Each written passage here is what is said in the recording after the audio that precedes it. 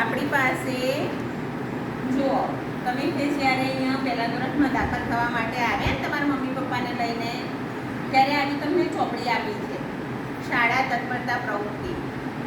અને તમારા મમ્મી પપ્પાને પણ સમજાવતું હતું કે બાળકોને એ ચોપડી ભરવામાં તમે મદદ કરજો.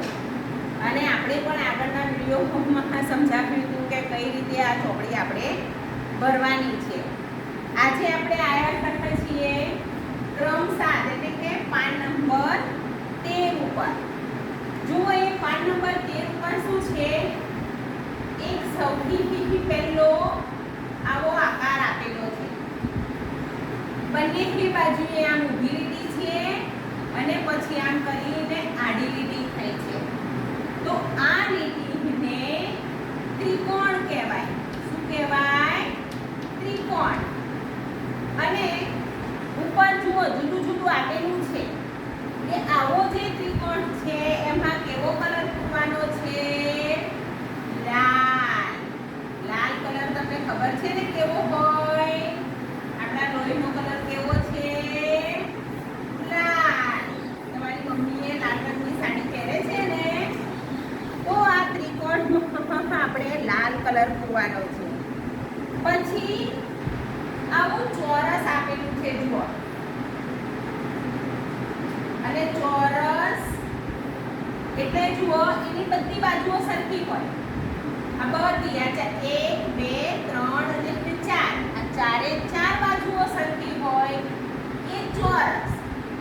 એ ચોરસનો આપણે કેવો પીળો રંગ પૂરવાનો છે. જો આ મારી પાસે પીળો ચોક છે ને એનાથી હું કલર પૂરું છું, એમાં આપણે પીળો રંગ પૂરવાનો છે. અને પછી આપણે ત્રીજો જે લંબચોરસ આપેલો છે આપણને, એમાં આપણે લીલો કલર પૂરવાનો છે. અને એટલા માટે આપણે લીલા કલરનો ચોક લઈશું.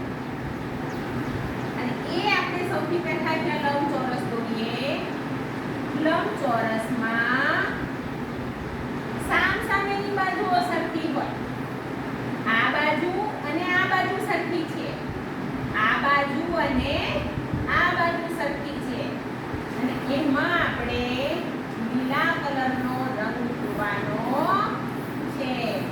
કલર આપણે સરસ રીતે પૂરવાના કે આ લીટીથી બહાર જતા રહે નહીં. હવે આપણે આટલા સમયથી કલરો પૂર્યા, સરસ મજાની ગમત કરી, પણ એની સાથે સાથે આપણે અંકોનું જ્ઞાન પણ મેળવીશું. ચાલો, આ આપણે ભૂસી નાખીએ છીએ. હવે આપણે આજે એકડો જ ખાલી પાડતા શીખીએ.